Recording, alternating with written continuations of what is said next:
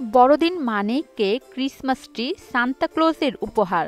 বিশ্বের প্রায় সব দেশেই ঘটা করে পালন করা হয় এই দিবস।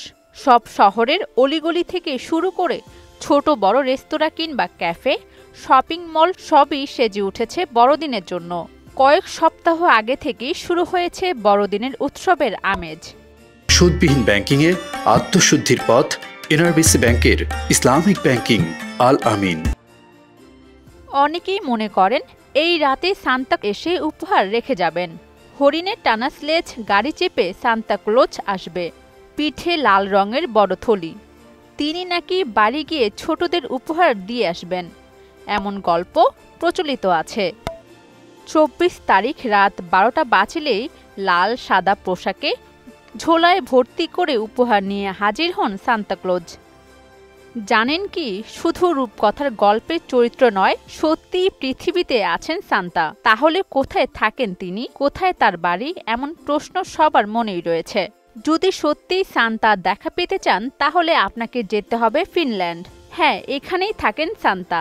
বড়দিনের আগের রাতে বরফে ঢাকা চরম শীতের দেশ থেকে স্লেজ গাড়ি চেপে লোকালয়ে আসেন সান্তা ক্লজ। সেন্ট নিকোলাস নামে এক বৃদ্ধ প্রত্যেক বাড়িতে হাজির হয়ে শিশুদের উপহার দিতেন। তুরস্কে জন্ম নেয়া সেন্ট নিকোলাস প্রচুর সম্পত্তির অধিকারী ছিলেন। অসহায় মানুষদের যেমন তিনি সাহায্য করতেন, তেমনি শিশুদের কাছেও প্রিয় মানুষ হয়ে উঠেছিলেন সে সময়। সান্তাকে নিয়ে কথিত রয়েছে আরও অনেক গল্প। এমন একটি কাহিনী হচ্ছে, এই সেন্ট নিকোলাস 3 বোনকে বিক্রি হওয়া থেকে বাঁচিয়েছিলেন। অর্থের জন্য ওই 3 বোনকে যখন তার বাবা বিক্রি করতে যান, সেন্ট নিকোলাস গিয়ে তাদের উদ্ধার করেন। সেই থেকেই সাদা দাড়িওয়ালা ব্যক্তি জনপ্রিয়তা লাভ করেন বলে জানা যায়।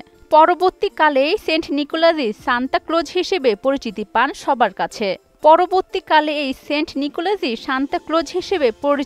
বলে জানা যায়। প্রতি বছরই উজ্জ্বল লাল রঙের পোশাক পরে মাথায় সাদা টুপিতে সাদা দাড়ির বুড়ো মানুষটা আসেন সবার মাঝে খুশি বিলিয়ে দিতে। খ্রিস্ট ধর্মের মানুষের কাছে শিশুদের রক্ষাকর্তা হিসেবেই পরিচিত থাকবেন সান্তা। অরিন সুলতানা, মোহনা ডিজিটাল।